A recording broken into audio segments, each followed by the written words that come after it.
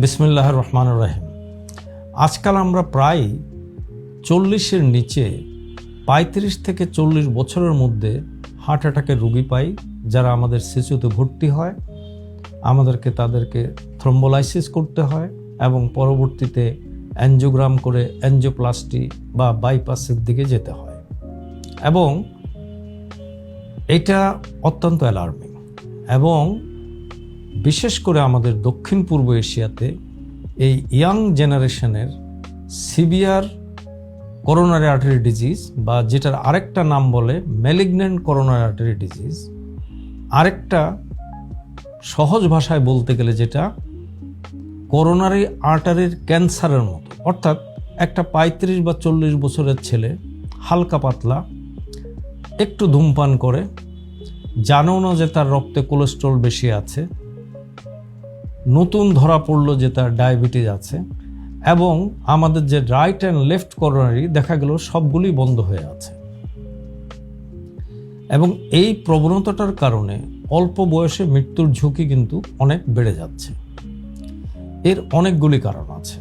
প্রথম কারণ আরবানাইজেশন, অর্থাৎ জীবিকার টানে বেশিরভাগ ইয়াং পপুলেশন শহরমুখী হচ্ছে, এবং শহরে এসে বেঁচে থাকার জন্যে তাকে যে কম্পিটিশনে যেতে হচ্ছে, এই কম্পিটিশনের কারণে তার ব্লাড প্রেশার বেড়ে যাচ্ছে, তার ডায়াবেটিস হচ্ছে, খাদ্যাভ্যাস পরিবর্তনের কারণে তার রক্তে চর্বির পরিমাণ বেড়ে যাচ্ছে, তার শরীর মোটা না হলেও তার পেটের মধ্যভাগ, অর্থাৎ মনে হচ্ছে যেন পেটে কেউ একজন একটা ছোট্ট আপেল বসিয়ে রাখছে, যেটাকে আমরা বলি অ্যাপেলয়েড ওবেসিটি।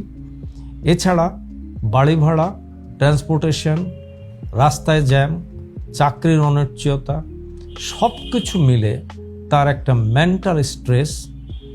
আর এর সঙ্গে খারাপ যে জিনিসটা হলো অতিরিক্ত আজকাল যে টিভির সামনে বা ফেসবুক বা ইউটিউব নিয়ে ঘন্টার পর ঘন্টা বসে থাকা, বাচ্চাদের ক্ষেত্রে বিশেষ করে যারা অনলাইনে দীর্ঘ সময় ক্লাস করে বা যারা করায়, এদের প্রত্যেকেরই কিন্তু হৃদরোগের ঝুঁকি বেড়ে যাচ্ছে।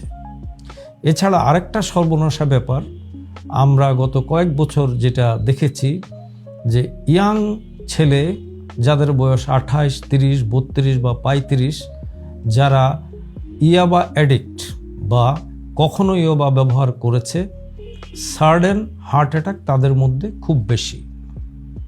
এখন এই অ্যামফেটামিন বা কোকেইন আমরা আগের থেকেই জানি যে এগুলির কারণে হার্টের রক্তনালীটা হঠাৎ করে প্রচণ্ডভাবে শ্রিঙ্ক হয়ে যায়, যেটাকে বলে স্পাজম, এবং তখন একটা হার্ট অ্যাটাক হয়।